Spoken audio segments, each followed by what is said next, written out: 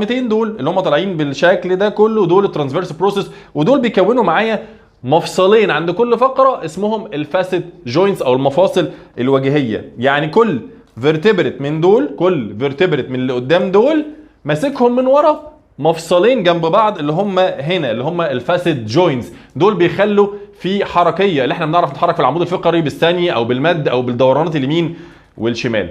لحد كده كويس. طيب انت شفت معايا المنظر اللي ورا ده اللي هو العمود الفقري، وشفت معايا الفقرات الظهريه في النص ما بينهم بقى. دي اللعبه كلها. ايه اللي بيحصل؟ ركز معايا. لو انا حصل لي ضغط هنا في الفقرات، فقرات ضغطت على بعض لاي سبب من الاسباب، مثلا على سبيل المثال نزلت شلت حاجه تقيله من على الارض وكان ظهري في وضع الثاني، يعني ظهري مرمي لقدام، ايه اللي بيحصل؟ الضغط اللي بيحصل ورا هنا، الضغط اللي بيحصل في الجزء الخلفي ده، في هنا طبعا